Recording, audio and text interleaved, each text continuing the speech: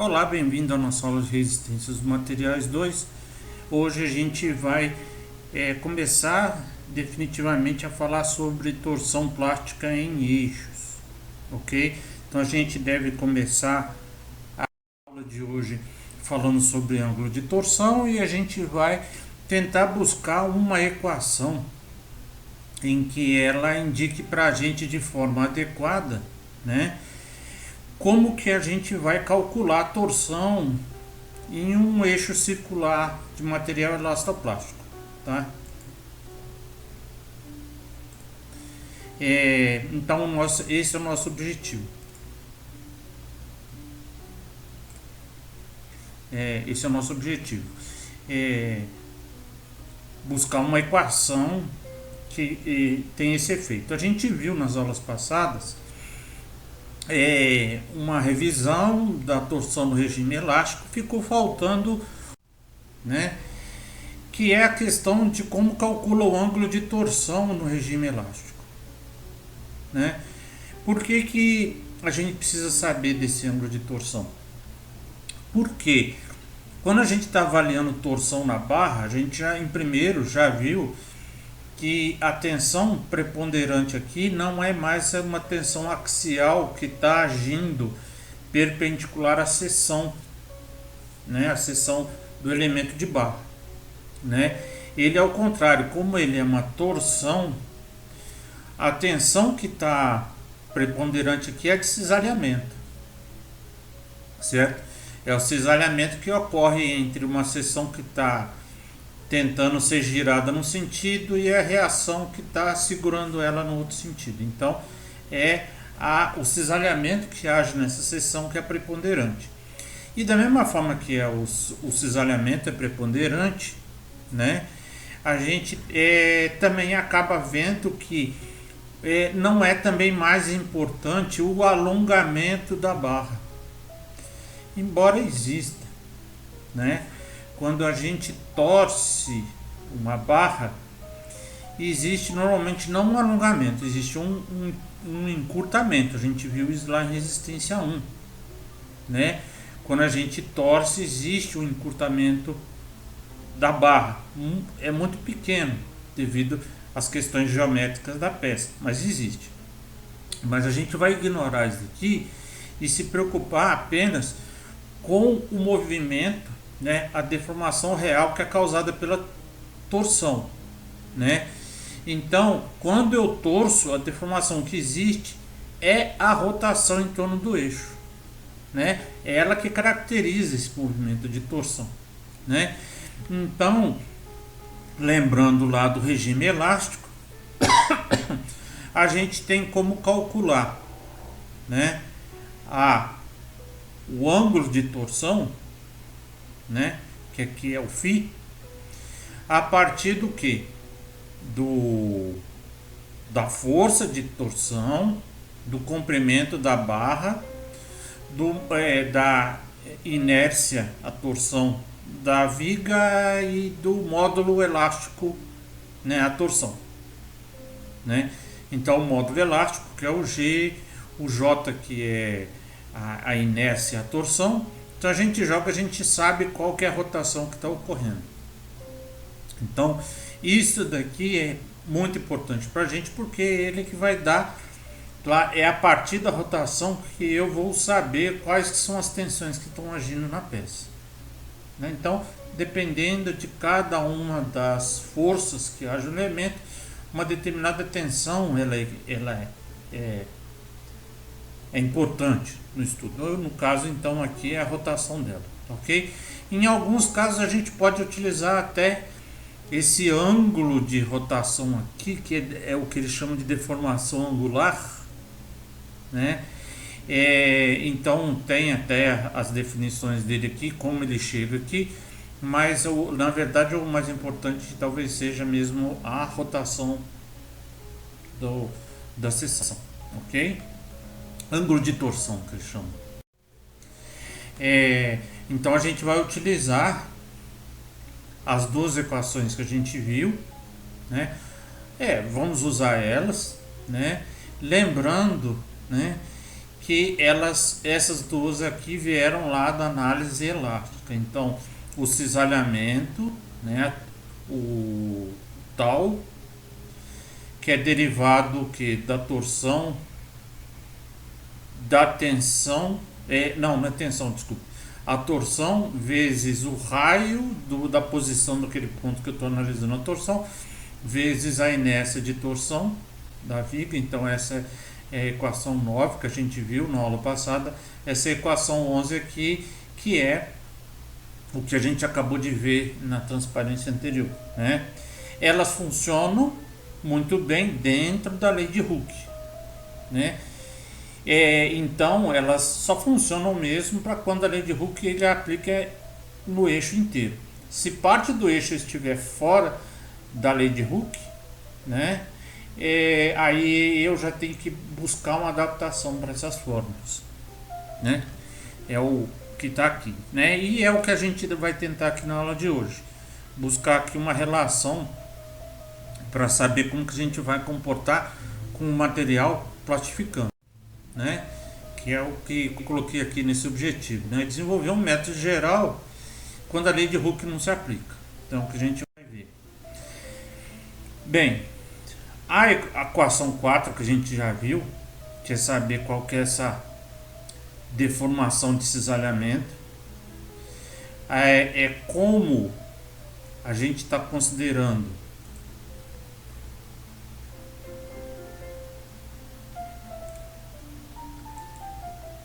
como a gente está considerando um elemento de barra muito mal desenhado aqui, né? Melhorar aqui, tá.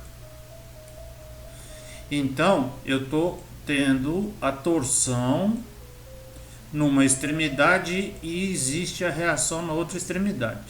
Então, como na barra inteira não tem mais nenhuma aplicação de outra tensão, nenhuma tensão distribuída, a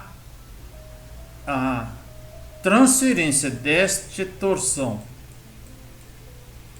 até ser compensada pela reação dela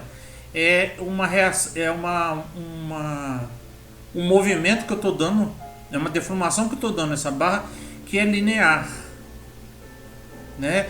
Então, se houvesse alguma tensão, a torção aqui no meio ou uma torção distribuída, essa daqui já não seria linear, talvez ela tivesse um formato como que se ela tivesse uma carga no meio, por exemplo, ela seria num sentido no outro e no outro assim, né? Teria uma carga aqui no meio. Aqui tá meio mal desenhado, teria que ser aqui no meio mesmo, né? Então ela teria dois trechos, né, com níveis de deformação diferente, tá? Essa circunferência que está desenhada aqui não tem nada a ver com o gráfico. O gráfico eu estou analisando as tensões, né? E ela será uniforme dentro. Então, por exemplo, ele é aplicado à torção. Mas quando eu avalio esse ângulo de torção, né, provocando uma tensão de cisalhamento na peça, né, aí o que vai acontecer? Este gráfico aqui, que é o que fala da figura 14, ele já não pode ser mais desenhado como uma linha. Por quê? Porque a distribuição da tensão de cisalhamento aqui, ela é oriunda da circunferência de cada raio que tem dentro dela. E a gente lembra que circunferência não da área, né, é 2π ao quadrado, né? R ao quadrado. R ao quadrado, né? Então, a distribuição de tensão, matematicamente, né, a gente acaba percebendo que ela não é linear, ela é uma distribuição em segundo grau, né? Então a torção, quando eu calculo, eu tento calcular a torção a partir Então, lá da equação 1, né? E aplicando aquela equação 4 que a gente viu lá atrás, eu vou ter, na verdade, esta equação aqui, né? O 2 e o π, que são constantes, saem para fora da integral, e aí você vê que eu tenho uma equação aqui de segundo grau. Na verdade, se eu calcular a integral, vai me dar um elemento de terceiro, mas não precisamos ir para essa agora não. Então, a partir desta equação, né, e eu desenho uma em cima da outra, então eu percebo que enquanto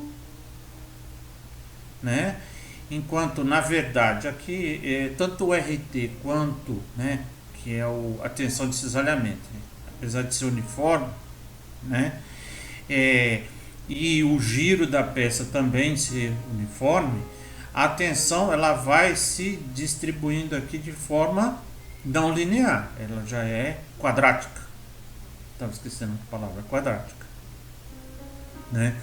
A tensão máxima ela pode ser obtida por essa equação, pegando C, o raio máximo, vezes a força de torção dividido pelo momento de torção, J. Então aí eu tenho a tensão máxima, né, que é essa que está indicada aqui. E eu posso usar aquela outra equação que a gente viu, a 12, para obter em cada um dos pontos da minha seção que está sofrendo torção. O módulo de ruptura elástico, né? Ele é obtido então a partir daquela equação que a gente viu a 8 lá, né? Colocando aqui então a torção, né, elástica que age dentro que pode que está agindo, né, que pode agir naquela seção, né? E que quem define quem é a tensão elástica é o fato de alguém estar sofrendo deformação elástica ainda, né? Quando ela chegou no limite, aquele limite é onde está definido esse torque.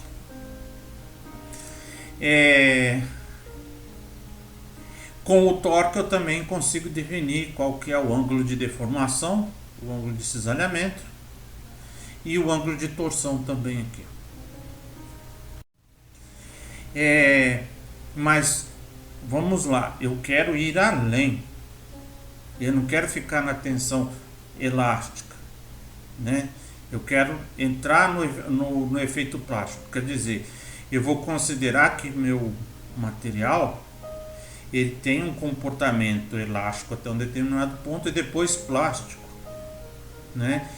E eu, assim como a gente já viu na primeira matéria, parte da minha seção para continuar ainda estável, parte da seção ainda vai ter que estar elástica e parte da seção pode estar no estado plástico. O que a gente quer saber é exatamente esse limite, né? Até o final da aula a gente vai ver esse limite. Normalmente esses gráficos aqui são obtidos por ensaio, né? E você tem um gráfico de ensaio que não é retinho, bonitinho como esse, mas a gente arreta ele para a gente poder trabalhar.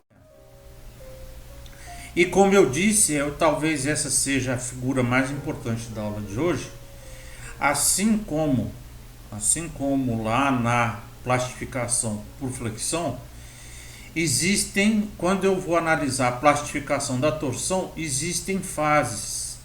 Aonde, né, de uma fase ele está pouco carregado, aqui está muito carregado. Então a torção aqui, o nível de torção é menor do que aqui, onde é o maior de todos. E enquanto a tensão máxima que está agindo é menor que a tensão elástica, está tudo ok, a seção está toda funcionando no regime elástico.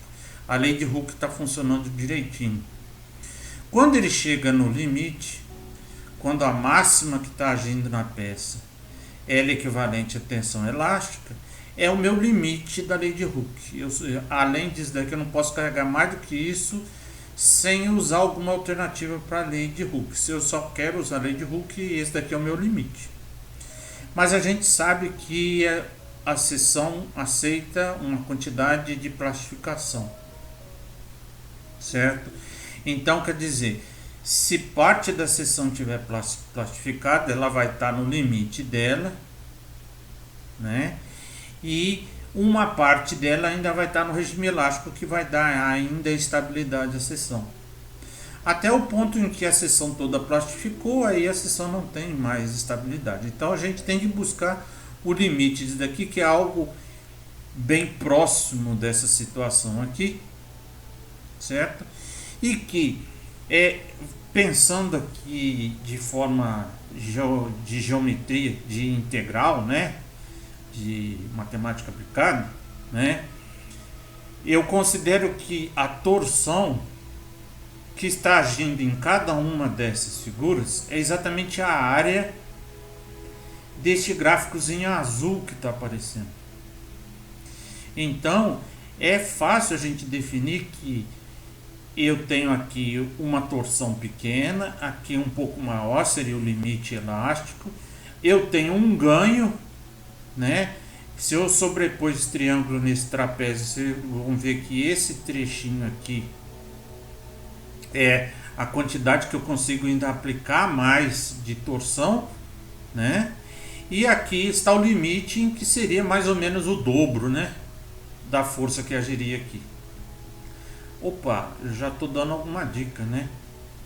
Então ele não é, mas ele está muito próximo do dobro, né? Do dobro que essa estrutura aqui aguenta. Não chega ao dobro, porque na verdade as forças que estão agindo muito próximo ao centro, elas têm, por conta do braço de alavanca muito pequeno, elas interferem menos, né? Mas você já vem mais ou menos aqui uma relação. À medida que o torque aumenta, a gente já viu ali, né? A gente vai tendo que modificar a equação. Então, a torção elástica, né? Ela aqui eu já troquei aqui a inércia de torção dividido pelo raio total pela equação geométrica que ela tem, e eu tenho então a equação que já define para mim, a partir da tensão de escoamento, qual que é a torção máxima que essa seção pode suportar. Então tá aqui, né? À medida que o momento aumenta, né, uma região plástica no eixo ao redor do núcleo vai ocorrendo, né? Você tem aquele gráfico definido por essa equação, né? E utiliza essa equação 12, que já foi dada lá atrás, para definir, jogando isso daqui nela, aonde que eu tenho tensão de escoamento e aonde que eu não tenho, né? Então eu jogo na equação e eu obtenho esta equação 18 aqui, né? Aonde eu vou buscar a torção de plastificação. Tem uma é a próxima aqui. No final das contas eu vou obter essa equação 23 aqui, aonde eu tenho a rotação, onde começa a ocorrer a plastificação, é o limite elástico. Essa é a rotação corrente, real, né? Essa é a torção máxima, aonde ela está ainda dentro do comportamento elástico. Então eu jogando essa equação num gráfico, eu tenho agora qual é a torção que está ocorrendo na minha peça para uma torção real, certo? Então ele tem um comportamento linear elástico até ele chegar no seu limite, ele começa a plastificar, e à medida que ele vai chegando naquele limite, que não era, na verdade, não era 2, como eu falei, né? Como eu falei, ele tem problemas ali de braço de alavanca, né? Ele, na verdade, o limite estaria mais ou menos em 4 terços, né? 1,33, não, 4 terços, acho que é 1,33, né? do, da torção elástica. Ele não consegue chegar nisso aqui porque quando ele chega ele plastifica, então a gente sempre está vendo ali uma região próxima dele, certo? Bem, então isso daqui é só. Acho que na próxima aula a gente já começa a ver umas questões, uns exemplos práticos, ok? Obrigado, por hoje é só.